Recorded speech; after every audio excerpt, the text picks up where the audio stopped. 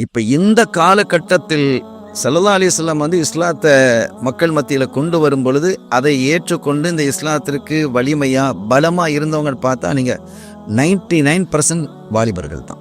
சஹாபாக்கள் அபூபக்கர் சித்திக் ரலியல்லாஹு அன்ஹு எடுத்துக்கிட்டால் 37 வயசு, உமர் ரலியல்லாஹு அன்ஹு எடுத்துக்கிட்டா 26 வயசு, உஸ்மான் ரலியல்லாஹு அன்ஹு எடுத்துக்கிட்டா 25 வயசு, அலி ரலியல்லாஹு அன்ஹு எடுத்துக்கிட்டா 12 வயசு. அது இன்னும் வாலிப பருவத்துக்கு இளமை பருவத்துக்கு அவங்க இதெல்லாம் இஸ்லாத்தினுடைய ஆரம்ப கட்டத்திலேயே பெரும்பாலும் இளைஞர்களால் தான் இந்த இஸ்லாம் என்ன செய்யுது ஆரம்பத்தில் வலிமைப்பட. சாயித் பின் அபி வக்காஸ் ரலியல்லாஹு அன்ஹு எடுத்துட்டா 25-26 வயசு. அதே மாதிரி முஸாப் இப்னு உமைர் ரலியல்லாஹு தஆலா, அப்துல்லாஹ் இப்னு மஸ்ஊத் நீங்கள் ரலியல்லாஹு தஆலா, இந்த பெருமக்களெல்லாம் பாருங்கள், பெரும்பாலும் 99% இளைஞர்களாக தான் என்ன செஞ்சாங்க, வாலிபர்களாகத்தான் என்ன செஞ்சாங்க இருந்தாங்க. எனவே இந்த வாலிப பருவத்தில் நாம் சரியாக ஒன்றை நம்ம செஞ்சோன்னா அதை அந்த சமூகத்திற்கு அது பெரும் பலன் உள்ளதாக பாக்கியம் உள்ளதாக அமையும் அப்படிங்கிறது தான் இந்த செய்திகள் நமக்கு சொல்லித்தருது. இன்னொன்று பெரிய முக்கியமான ஒரு விஷயம் என்னென்னா, நீங்கள் இறைவனுடைய திருத்தூதர் அப்படின்னு ஸல்லல்லாஹு அலைஹி வஸல்லம் தன்னை அறிமுகப்படுத்துகிறாங்க. அப்படி அறிமுகப்படுத்தும் போது ஒரு விஷயத்தை முன்வைக்கிறாங்க. அது குர்ஆனே சொல்லுது, ஃபக்கத் லபிஸ்து ஃபீக்கும் உம்ரம் மின் கப்லி அஃபலா தஅக்கிலூன். என்னுடைய வாலிப பருவம் முழுவதையுமே உங்களோடு தான் நான் செலவழிச்சிருக்கிறேன். யார் அந்த குறைஷிகளை பார்த்து அவங்க சொல்கிறாங்க, ரசூலுல்லாஹ் பேசுகிறாங்க, ஸல்லல்லாஹு சொல்கிறாங்க, ஸல்லல்லாஹு அலைஹி வஸல்லம் சொல்கிறத அல்லாஹ் சொல்கிறான் குர்ஆனில், ஃபக்கத் லபிஸ்து ஃபீக்கும் உம்ரம் மின் கப்லி. இப்போ 40வது வயசில் தன்னை நபின்னு பிரகடனப்படுத்துகிறாங்க. அப்போ கடுமையான எதிர்ப்பு வருது. அது வரைக்கும் ஸல்லல்லாஹு அலைஹி வஸல்லம் அவர்களுக்கு ஆதரவளித்தவர்கள், அவர்களை வாழ்த்தியவர்கள், அல்லமே நம்பிக்கையாளர், நேர்மையாளர், தூய்மையானவர், எங்கள் அவங்கள மாதிரி ஒரு ஆளே கிடையாது, அப்படிப்பட்ட மிக உயர்வானவன் பேசிட்டு வந்தவங்க நான் நபி இறைவனுடைய தூதர் அப்படின்னு பிரகடனப்படுத்திய பொழுது கடுமையான எதிர்ப்பு வந்தது. அவங்க குடும்பத்திலேருந்து வந்தது அபூ லஹப், அபூ ஜஹல், உத்துபா, ஷைபா என்று ஒரு பெரும் எதிர்ப்புகள் ஏற்பட்டுடுச்சு. அப்படி ஏற்பட்ட பொழுது அல்லாஹ் தஆலா அவங்களுக்கு உதிப்பாக்கி ஒரு விஷயத்த சொல்ல வைக்கிறான், ஃபக்கத் லபிஸ்து ஃபீக்கும் உம்ரம் மின் கப்லி அஃபலா தஅக்கிலூன்.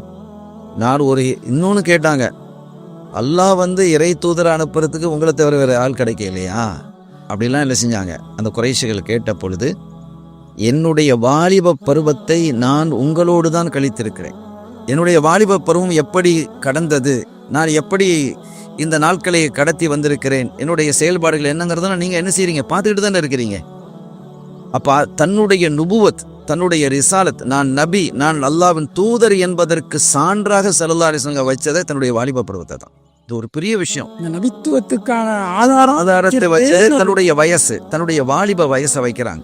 ஏன்னா மற்ற வயசை பொறுத்த வரைக்கும் சின்ன வயசு, சின்ன பிள்ளை அப்படிங்க. வாலிப பருவங்கிறது பெரிய தடுமாற்றம் ஏற்படக்கூடிய ஒரு வயசு தான். பல்வேறு பிரச்சனைகள் வர்றது, ஒரு நிலை கொள்ளாத ஒரு பருவம். அது ஒரு ஸ்டாண்டர்டாக எடுக்க முடியாத ஒரு நிலை. இப்படியா அப்படியா, அதை பார்த்து அங்கே போகணும், இதை பார்த்து அங்கே போகணும், அதை பார்த்து அதை வாங்கணும், இதை பார்த்து இதை வாங்கணும், இதை உடனே செய்யக்கூடிய ஒரு பருவம்.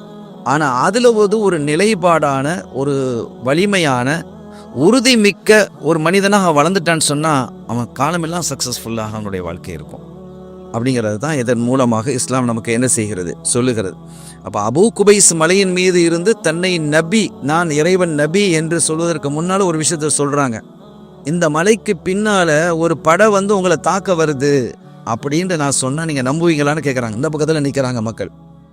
கண்டிப்பாக நம்புவோம், ஏன்னா நீங்கள் அப்படி தான் எங்களோட வாழ்ந்துருக்கிறீங்க. அவங்களே ஒத்துக்கொடுறாங்க. உண்மையாளர்ன்றது, நம்பிக்கையாளர், தூய்மையாளர், ஒருபோதும் உங்கள்கிட்ட நாங்கள் பொய்யை பார்த்ததே இல்லையே, ஒருபோதும் நீங்கள் பொய்யை சொல்ல மாட்டீங்க அப்படின்னு சொல்லும்போது தான் அப்போ எதை முன் வச்சிருக்கிறாங்க, தன்னுடைய வாலிப பருவத்தை தான் முன் வச்சாங்க. தன்னுடைய வாழ்க்கையிலையும் குறிப்பாக வாலிபத்தை அப்போ என்ன செஞ்சாங்க, அதுக்கு பிறகு அவங்க என்ன செஞ்சாங்க, நான் தன்னை நபி இறைவனுடைய தூதர்னு சொல்லும்போது அவங்க ஏற்றாங்க, மறுத்தவங்க மண்ணெளி போட்டாங்க. இப்படி பல விதமாக நடந்தது. அது செய்தி வேறு. நாம் என்ன சொல்ல வர்றோம் அப்படின்னா, இந்த வாலிப பருவம் என்பது இஸ்லாமிய பார்வையில் மிக முக்கியமானது, உன்னதமானது, அற்புதமானது. ஒரு விஷயத்தை கட்டமைத்து எழுப்புவதற்கு மிக சரியான பருவம் என்பது வாலிப பருவம் தான்.